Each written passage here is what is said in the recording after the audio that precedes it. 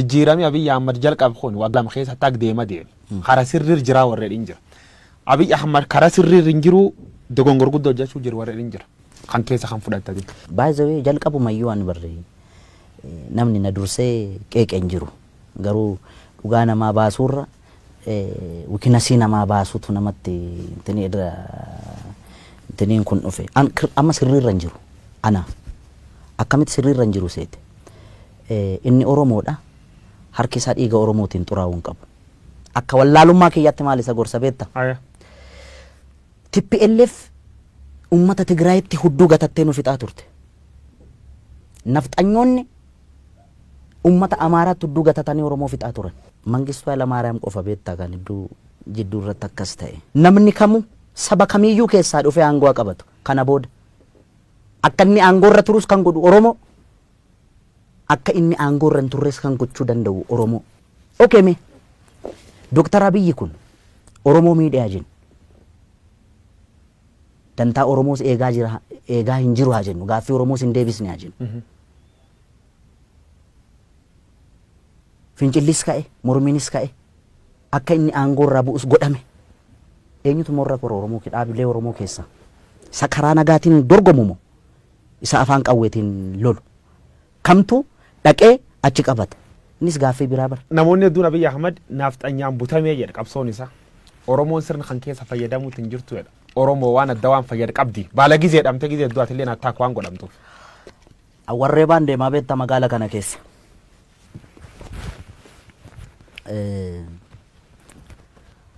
jira wanti inni fayyadame abaarsa nafxanyaa fayyadameera inni mormuu maal gochuu qaba ture akkam gochuu qaba ture jarri akkatti isaan disrespect wal gocha ela maal seete beetta guyyo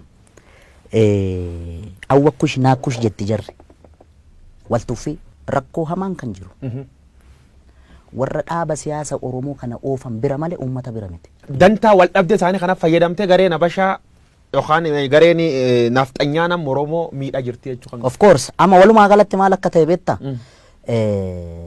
akka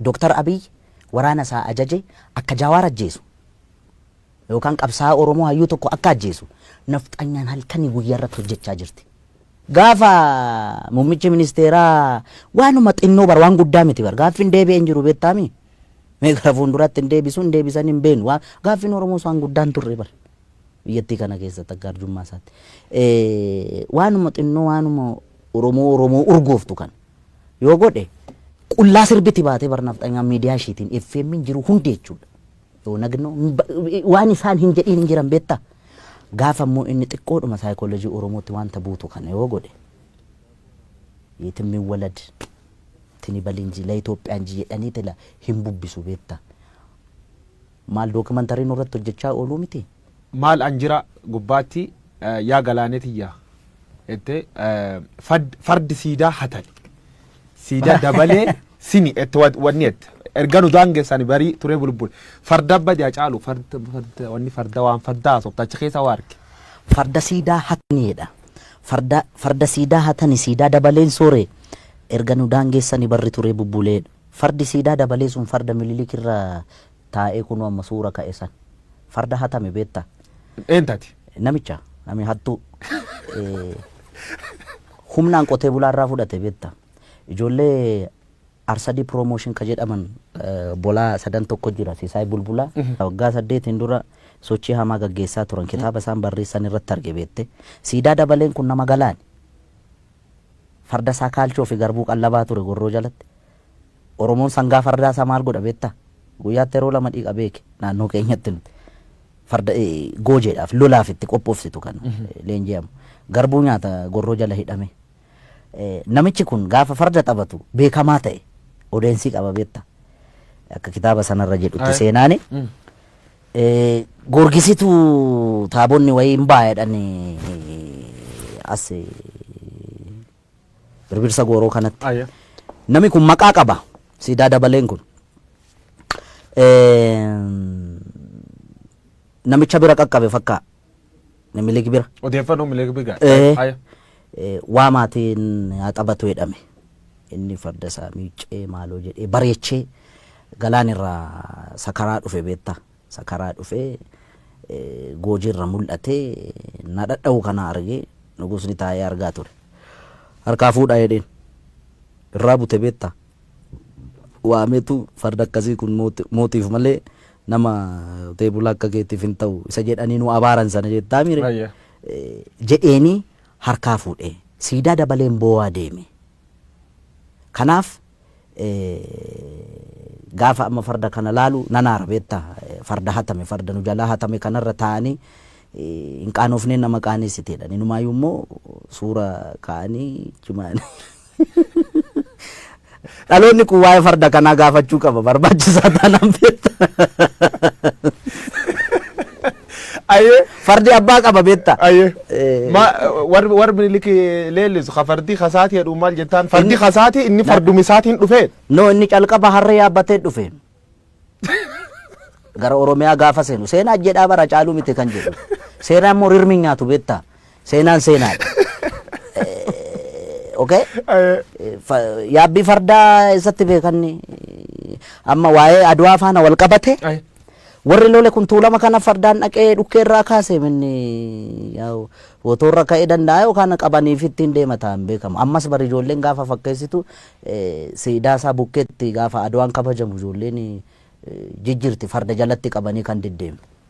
Sangaa fardaa si jalatti hin qaban yoo yaabbii dandeessedha kan yaabbatu. Namoonni siidaan kun kajiganii jedha siidaan kun yoo jig fardi akkanatti fardi kan Oromoo. Fardi kan Oromoodha. Akkam tolcha. Farda akkamitti jigama. Akkam tolcha. Kajige yoo inni isaarraa jigsan malee. Okay gaa inni walumaa galattan fardi abbaaf deebi'uu qaba inni dhaloonni hin deeffata baay'ee. Anaaf sirratti hin ta'in malee inni waan hin oolle beektaa waan amma Ameerikaa kana keessatti ta'aa jiru beektaami. Akkan. Biyya qaroomte biyya guddatte yakkamaa beeki. Akkan. Minilik siif yakkamaa moo yakkamaa? Oh my God. Oh my God. Ani inni gaa reeffaa miirammaa ekeraadhanni. Jechuun seenaa rirmi nyaatu siin jedheera. Seenaan immoo dhugaa. Kan sobaa jedhu kan dhugaa jechuun akkamitti namni kana na godheera sobaan si himata nama lubbuudhaan hin jirre. Aannolee irratti kana godheera calanqoo irratti kana godheera gaafa jedhamu. Aboo bara sana inni barkanaan mallatteessa jedhan. Warri harkaan mallatteessu warri maastarsaa fi digirii fi PhD qabu baran mallee ulfajjeesaa jira beektaami. Inni bar sanatti doofummaa sanaan harma yoo mure harka yoo mure maalin tiniga doofaa waan ta'eef miti qotee bulaarraa kan farda hatu kan farda saamu walumaa galatti yakkamaan beeta mangisti keettee Oromoon lolti. Wanniin isa kasiidaan isa beeta mangistu kan palaasi mootummaa keettaa sun akkamitti ilaaltate maltee fi wanni sun. Rifadheeraan maaliif seete tokkoffaa ekeraa achi keessatti yaadannoo ekeraayyuu gochuun sirrii miti nama nan yaadda'aaf wanni maaliif seete warra achi keessatti suurri isaanii bocame hundi garaagarummaa amma uumame sabaaf sablammii biyyattii kana keessatti roorroon ammallee hiikkaan arganne bar yakka isaan raawwatanii ni beekta. Okay? Dhimma godheef isatu beeka waan godheef garuu akka kiyyaatti ta'uu malle maaliif nama harki dhiigni ummata qulqulluu harka jiru ekeraa akkamitti yaadannoo gootee mana kee qarqara goota hin ta'u inni akka kiyyaatti gaa kun sii gale. Dhubirratti saatiin qabnu waan deemuu jirtu fariifachuu jirra. Namootni hedduun hagammaa keessumaa warri sirnaaf xinyaa leellisan Atsee Minilik difend godhu namichi kunini nama Itoophiyaa hooli waraanni inni Oromoo irra godhu waraan qulqullootaa jedhanii warri yaadiin jira. Kanaaf deebiin kee maal? Qaamni miidhame immoo hoolii revenge jechuu danda'a beektaa. Isaan sirrii miti. An kannaan galle silaawoo isaan nabiyyii miti yookaan isaa Iyyasuusii miti. Namumaa miti. Ummanni yakki irratti raawwatame yakkamtoota jedhee malee sabni isaa lafarraa dhumuu qabaa hin jenne bar ummanni Oromoo yakkamtoota yaa amma laal biyya faranjii kanatti gurraachannaa luka dhiqan argiteetta warri adiinam maal beekum abbootii isaanii yakka sana dalaga miti qaroomuun akkasii beeka wallaalummaatti itti taphataa bar. Odeeffannoo jajjabduu dhagaye dhoksatante jechuun nama mormatiin ragaa waan qabuuf jechuudha. Hacaaluu Hundeessaa